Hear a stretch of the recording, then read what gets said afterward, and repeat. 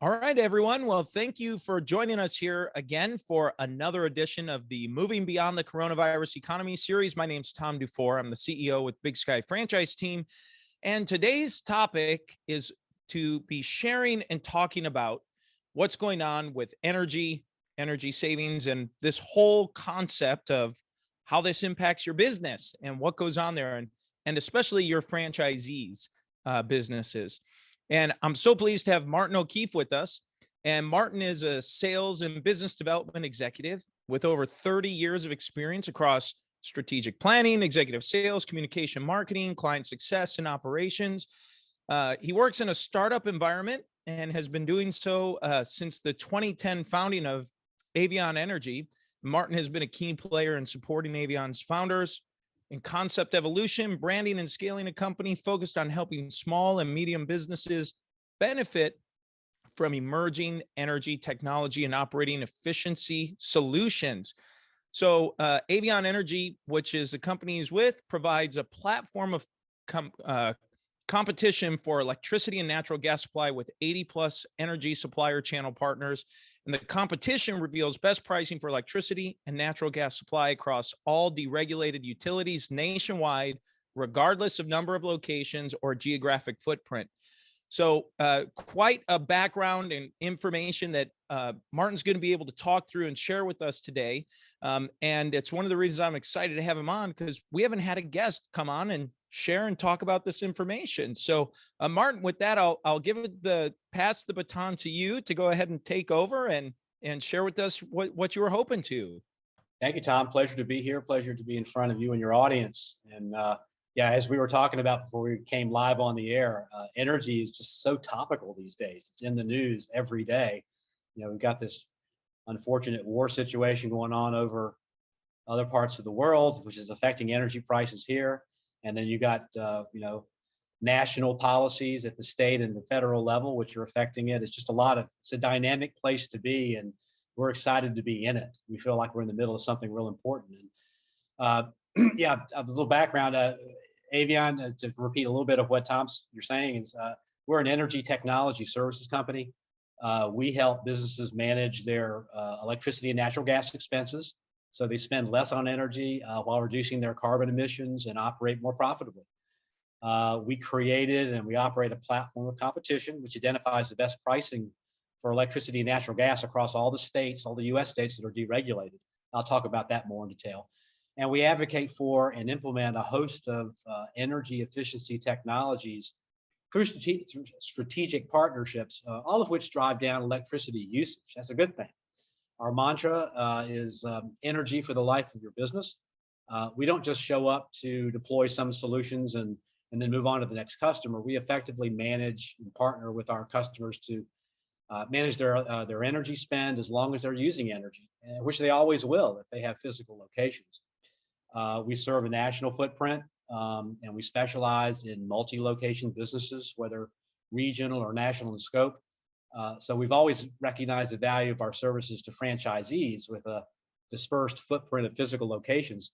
Today we serve franchisees brands like Zaxby's and KFC and Taco Bell, Pizza Hut, Chick-fil-A, and non-restaurant brands like the Cellular Connection, which is one of Verizon's largest cell phone store affiliates. We also service larger mid-market companies like Uline, which is a packaging and supply chain logistics company, and Gateway Services, which is a consolidator in the animal care business, and Geodis, which is a transportation logistics company, and just a broad array of industry verticals, assisted living centers, convenience stores, commercial real estate and management companies, mid-rise and high-rise condominium homeowner associations. There's really no business we can't serve, because all businesses with physical locations use energy, and that's why we like this business. In a broad sense, we help all these businesses manage one of their largest or bigger fixed overhead costs. Tom, you and I met in a networking group that we're both members of, and we immediately were in sync on the importance of expense control to the success of our customers. I know Big Sky Franchising is unique in its space because, as part of my job, I'm always looking around for partners, in the franchising world. But the large majority of businesses serving franchisees are centered only on selling the next brand concept or finding the next budding entrepreneur who's leaving the corporate world with money in their pockets to invest in a franchise, and that's fine, but typically they don't help folks actually run their business. So we like the Big Sky focus because it helps franchisees operate their businesses more efficiently. And expense control is essential in growing, expanding through franchising or any business. It's not as sexy as creating the next food concept or running great promotions to boost your top line revenue, but our customers are very open to getting help with their energy spend. It's not in the mainstream, and so we really have a captive audience when we're talking about it. I'd like to point to another one of our mantras, which is a quote from the U.S. Department of Energy, which says that each dollar saved in electricity is equivalent to increasing sales by $18. In other words, for every dollar of fixed overhead costs that you save on that's not spending on electricity and natural gas, you'd have to increase sales by many multiples of that $1 to equal the bottom line impact of being more energy efficient. And energy costs, again, rank among the highest costs, fixed overhead costs that businesses incur. A little bit about our history. Avion Energy was formed in 2010, and just like I met you, Tom, in a business networking group, I met another gentleman, an entrepreneur named Joe Medica, back in 2004, who was later to found Avion Energy and is our president today. And at the time, he was running another business networking group in Atlanta called Georgia Leads Group. So we developed a relationship, and when the company formed, they asked me to join and run the business, running the sales and partner development piece of it. So during our entrepreneurial beginnings, we were attracted to the then still developing commercial energy brokering business and finding the right business model for us. And our mission is to be the best, most vital energy management company in the small and medium-sized business space, to be an ace in the space there. And last year, we received national recognition from a publication called Energy Technology Review as a top 10 United States energy procurement and technology company. And more recently, we've been recognized by the procurement subsidiary of Yum Brands as a preferred provider of energy services to their franchisees. They have over 25,000 U.S. franchise locations. So, that was a big feather in our cap. So today, Tom, I'm going to focus or review all of our energy related capabilities, which center on helping businesses use less electricity and natural gas and spend less per therm and per kilowatt hour, and also talk about how recently developed technologies are enabling even small businesses to make and store their own electricity as a hedge against grid failure, and also work against some of the utility practices out there of having usage-based pricing policies. The more you use, the more you pay for. So starting with our core service, which is commercial energy brokering, that was really a factor that a national trend that emerged in the 1990s, where states' general assemblies passed laws that deregulated retail electricity and natural gas, meaning that energy marketers, companies that made a business buying and trading and selling in the commodity markets, could come in and compete with the local natural gas and electric utilities on price for those commodities. So as a result, we've partnered with over 80 of these energy suppliers so that across the whole country and all the markets that are deregulated, we can bring a robust choice and bidding competition for our customers. And the key point is, for businesses, energy is pretty complicated because there's so much to know in order to manage it well. There's no national template that fits everywhere. There's a national federal agency called the Federal Energy Regulatory Commission, but they just manage the national grid and the interconnections between utilities. But energy at the retail level, both residential and commercial, is regulated at the state level, and they empower their respective public utility commissions to tell the utilities what they can and can't do. Unfortunately, in the middle of that trend in the 90s and the 2000s, you may remember, Tom, the Enron debacle. That name Enron may pop up. Well, it turns out that one of their executives, the head guy, Bernie Evers, was running a Ponzi scheme built around deregulation. The problem wasn't with deregulation. The problem was that they were doing things dishonestly. But that whole initiative kind of lost steam back then. So what we have today in terms of deregulation, this kind of gets to why we're valuable to customers, because it's not a national thing that's the same everywhere. 26 U.S. states are deregulated for electricity and or natural gas. Across those states, there's 215 different investor-owned utilities that service those markets. And there's a different public service commission in each state, which that helps determine who those suppliers are that are competing. Other utilities, the electric membership cooperatives and the municipal power providers like Cobb EMC there in Georgia, are exempt from competition. So it's just a kind of a hot mess of choices and things that you need to know if you're a business. So that's where we come in. So we built our platform of competition for best electricity and natural gas pricing, so businesses could avoid all this complexity. So we entered the business in 2010. We saw that there was a lot of people calling themselves brokers, but they were basically bringing only one or two prices to a customer, saying, well, here's the price, and price A is higher than price B, so we found you the best price. But the fact is, in most markets, there's dozens of companies that would compete. So we decided we wanted to differentiate and leapfrog that business model and bring customers all the competitors' prices. In the state of Georgia, for business, there's a dozen or so companies that will bid for your natural gas business. In Pennsylvania, for another example, there's dozens of companies that will compete for your electricity business. So we go out and get all the prices from all those competitors and put them side by side in a one-page matrix format, so that it's easy for the business to see who has the best price and best term. So that's really the essence of it. So, the secret sauce, though, is, to point to our main differentiating feature is the technology, our platform that we use. Because when you have that many choices, so many companies, so many utilities, you need to have an automated platform. So we built our own IT, our own bespoke IT platform to be able to deliver the results, because we don't have months to do this. We turn around, and if you're a new customer of ours, you authorize us to shop for electricity and natural gas pricing. Even if you have locations all over the United States, we're going to come back to you in 5 to 10 business days and present all those different options to you, market by market, location by location. And that's a tall order. We make it seem easy and seamless. So we're proud of that. And the other thing that is really valuable to know is our customers don't have to pay us for this service. It's just like a real estate transaction. The seller or the energy supplier, or they're also called energy marketers, they pay us a broker fee. So the service doesn't cost anything to the end user customer. So if you're a business owner, that's a good deal. I mean, instead of having to devote your time or valuable staff time to chasing down energy pricing, you can just let us do it, and we'll come back to you quickly.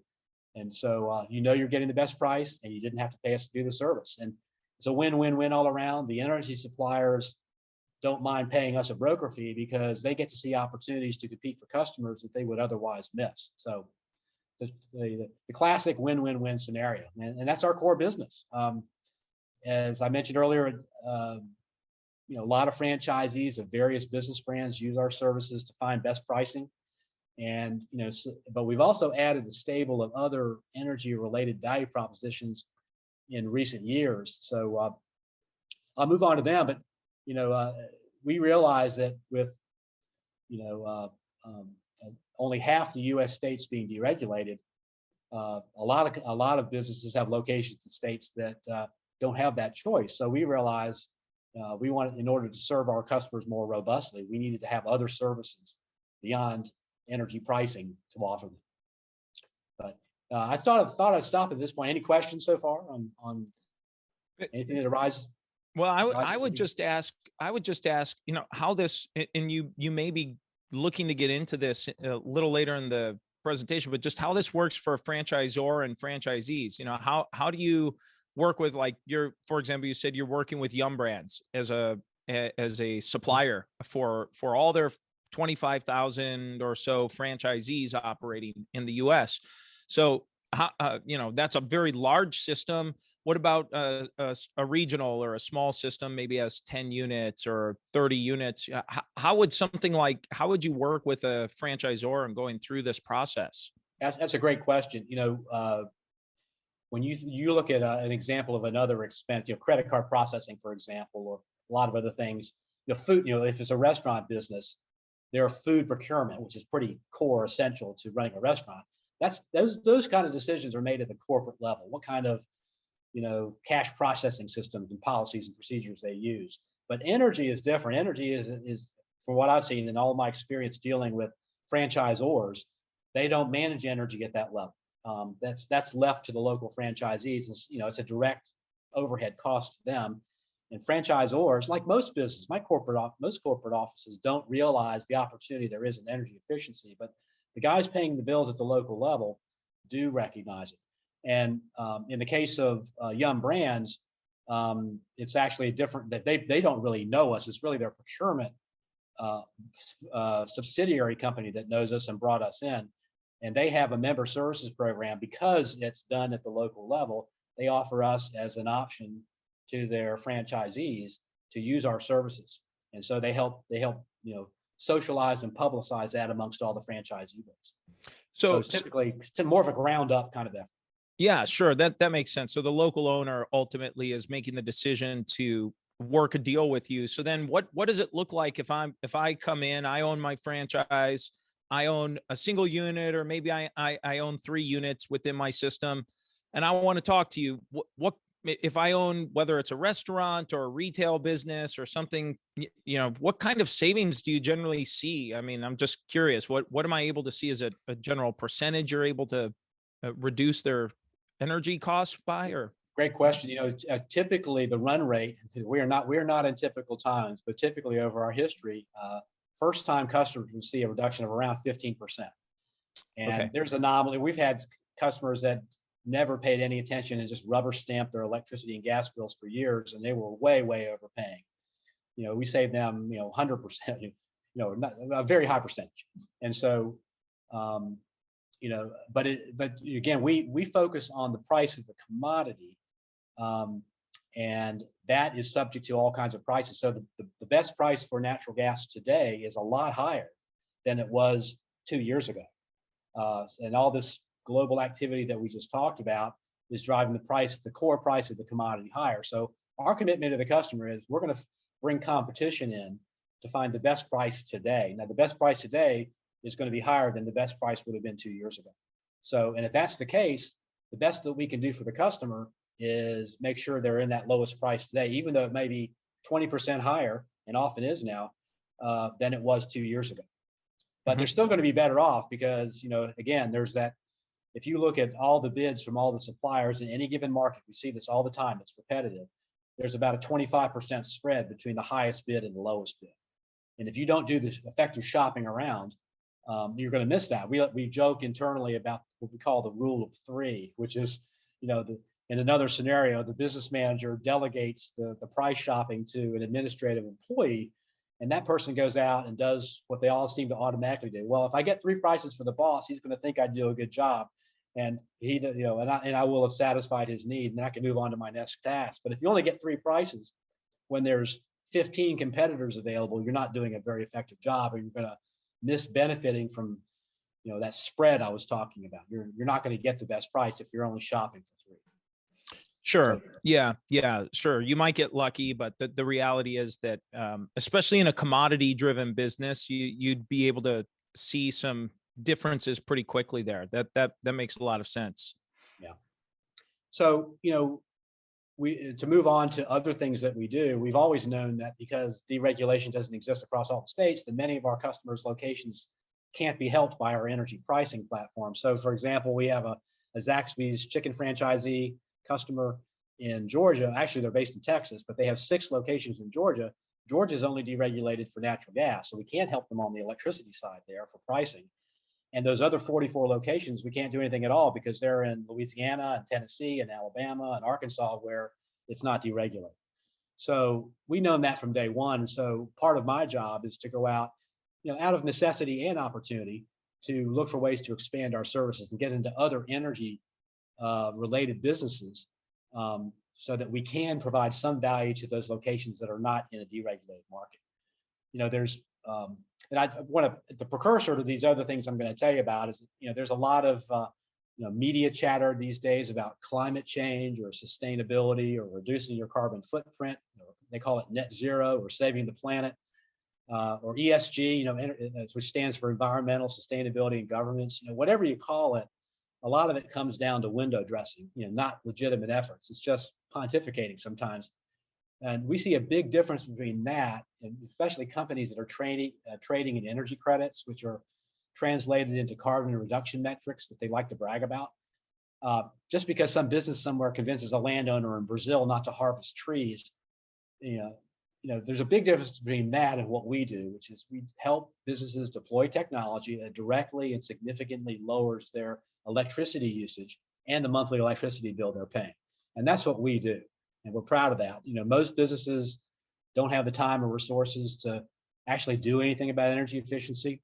And at the same time, we know that a lot of them want to contribute to energy efficiency and environmental sustainability. It's a good societal goal, and their customers like it. But you need to be able to point to concrete actions in the real world.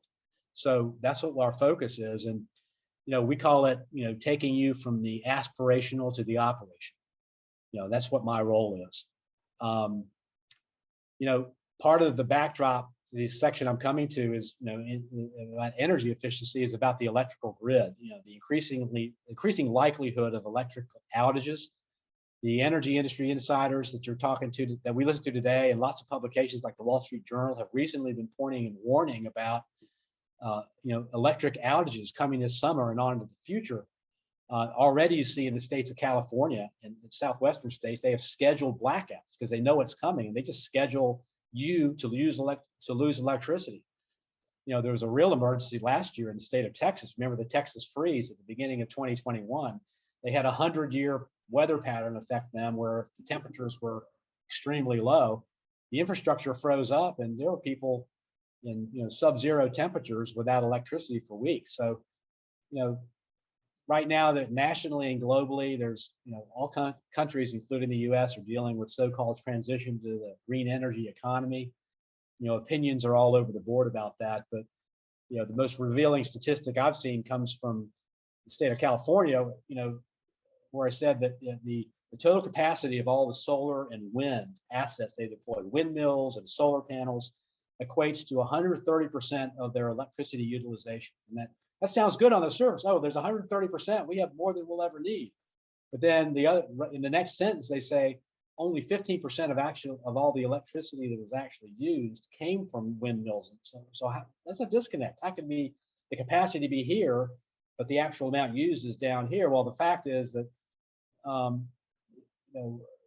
when the sun doesn't shine or at nighttime, you're not producing electricity. And if the wind doesn't blow, the windmills aren't operating. And the nature of electricity is that it's produced as it's used. It's the battery storage technology out there hasn't advanced to the level where you can store vast amounts of it and run for days or weeks on what you stored. That just isn't there. So overconfidence and overinvestment in energy sources like green energy has led to a lack of investment in good old fossil fuel. That's why you see what Germany is doing right now. They're going back to using coal because Russia's cutting them off for their natural gas supply, and that runs counter to everything they've been talking about for the last decade.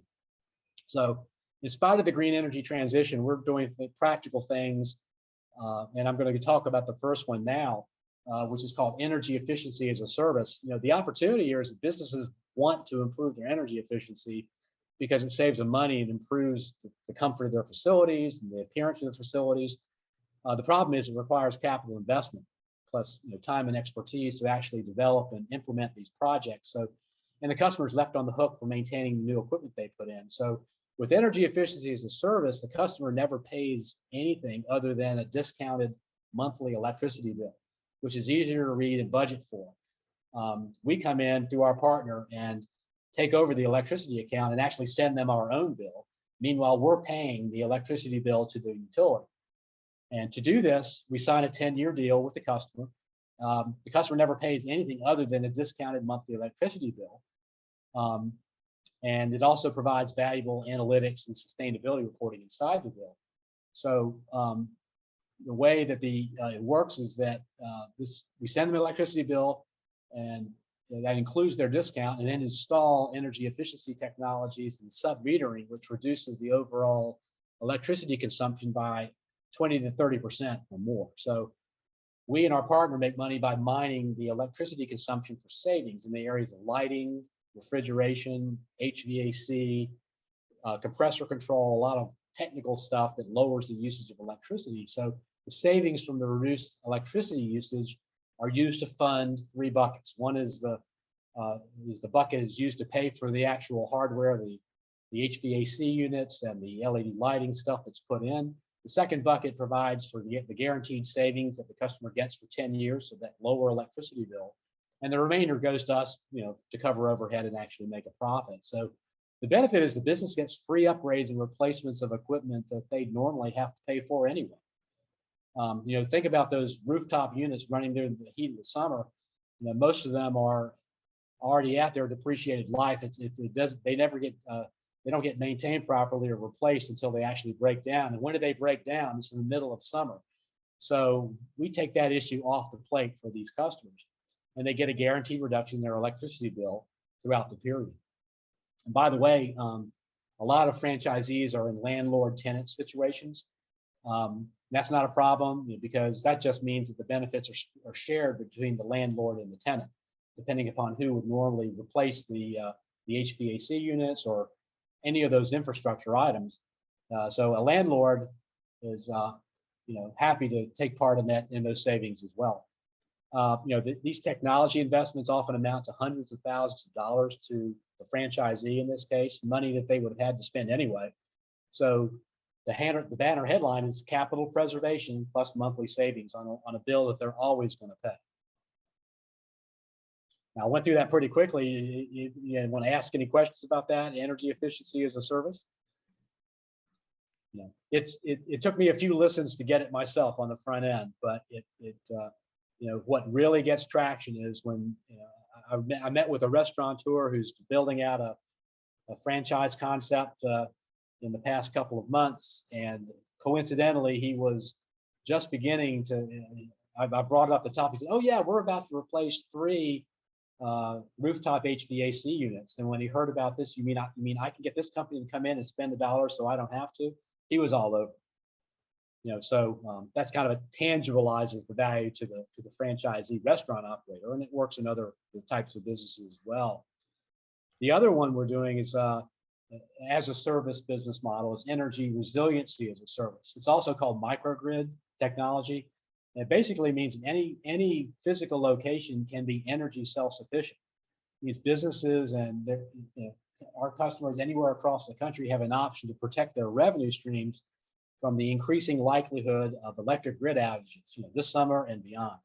It includes backup power generation technology, natural gas powered backup generation, along with options to install solar and battery storage technology. So it enables demand shifting, which means customers can use automation to switch from their own stored electricity supply to use that power during peak usage times and be off the grid when a lot of utilities charge their highest prices. So the system uses photovoltaic panels that harvest energy on sunny days and to run the business and store excess energy in the system's battery during periods when power is delivered from the utility. And at nighttime, when energy costs are cheaper, the system also pulls its power from the electric grid and stores it in the battery so that it can be used during peak periods. The natural gas backup generator, which is located next to but not inside the restaurant, is only activated when the traditional grid experiences an outage. So it's a multifaceted technology that works to give the business more energy security and help them, hedge against, the rising cost of power and losing power. Big retailers, the Targets and the Walmarts of the world are already using these systems. The difference is that now in these business models, we and our partners are able to bring it to the franchisor level, the small and medium-sized businesses that don't know about it and that haven't had access to it before. So it's really a win-win for franchise operators with multiple locations. To use the restaurant example again, Tom, in an outage scenario, an operator might have to lock the freezers and purchase dry ice and decide if they need to shut the restaurant down if high winds from a tropical storm or a heat wave puts too much stress on the grid. Running a restaurant is pretty complex already, so this just backs off or takes out a level of complexity for running them. Energy costs can jump up to 70% higher during the summer, and that's money that any business would rather redirect or reinvest in their employees than have to spend it on more power when the prices are going up. Unexpected power outages are problematic in lots of ways, and they creates uncertainty among your customers as well as causing waste. So the microgrid provides some independence from the commercial energy grid. It also benefits the guests. If you're, again, in a restaurant business, or you have people that walk in and out of your business every day, it makes a difference to them when you can stay open when other businesses are closed. Especially if people don't have power in their homes, they know that they can come to your restaurant or your business and get served and have a sense of community, even when a lot of other businesses are down. So a lot of value to energy resiliency. And lastly, I won't expand on this because it gets very technical, but we just have several relationships with original equipment manufacturers who they're based in other countries mostly because energy efficiency measures are even more valuable in Europe and Asia than they are here yet. So they tend to develop overseas and come here next. But we have thermal energy storage technology that works like ice inside of a cooler. It absorbs when it's kind of used along with or instead of traditional insulation. It's a chemical saline solution that has the properties of being able to have a set temperature, which absorbs and releases heat at a certain temperature that's set inside the material. It's built into drop-down ceilings and other barriers that go into the construction of the building. So I say all that because not to overwhelm everybody with technical detail, but we're always out there paying attention to what's going on in the energy markets. We're looking for the next big thing in energy efficiency technology that's not bleeding edge. It's already been used by big companies, but now we help bring it to the small and medium-sized business space. So we really like where we're at with Avion Energy. We're at the confluence of some really big trends that are affecting all businesses, and we can translate that into expense reduction for our customers. So to summarize, we do three things in the energy world. We broker electricity and natural gas supplies to help businesses find best pricing for those commodities.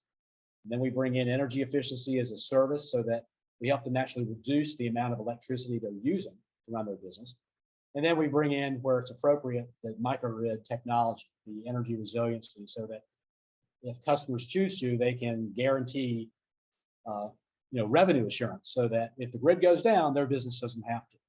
I'm located in Charleston, South Carolina, which isn't hurricane central, but it's definitely an area that's affected every year by tropical storms and sometimes hurricanes. So it's an easier story to talk about here, but in California, it's earthquakes and fires, and in Texas 2 years ago, it was the freeze. So it's an issue that's on the minds of businesses, and we have the solution for